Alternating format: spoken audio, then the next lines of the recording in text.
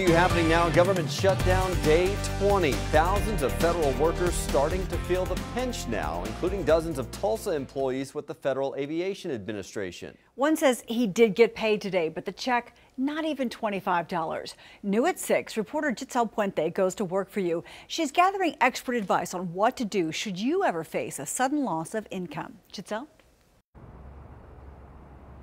Well, Karen Bryan, between 1,500 to 3,000 flights are still getting on the air here in Tulsa despite the government shutdown. We know that air traffic controllers are some of the federal employees affected, and they are still showing up to work but have not been paid yet.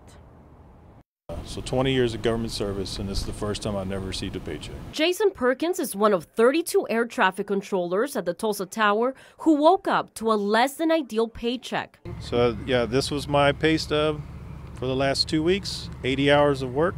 I got $24.20 for 80 hours of work. So what can you do if you find yourself suddenly without income you rely on?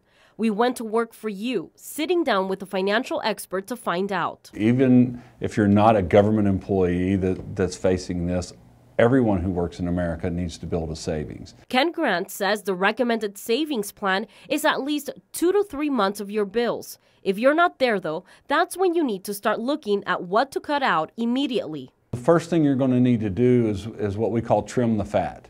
Figure out of your budget what expenses you really don't need. Because if you're going to still be buying a $7 coffee and muffin every day, but now you're worried about your mortgage, stop and think about that. And speaking about a mortgage, Grant says it could affect your credit grading down the line if you miss a payment. If you get to that point, then you need to kind of prioritize your payments and then figure out what's your greatest pain threshold. But the majority of Americans aren't prepared for emergency situations, which all comes down to savings. I mean, we're somewhat prepared. We can't go on very long.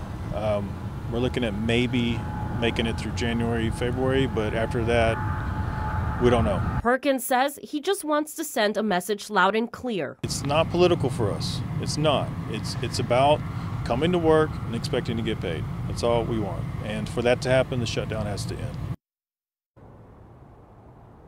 Air traffic controllers like Perkins are considered essential employees, so they still have to show up to work until the government reaches a deal, but they will be paid once the government reopens. Reporting in Tulsa, Gitzel Puente, 2 Works for You.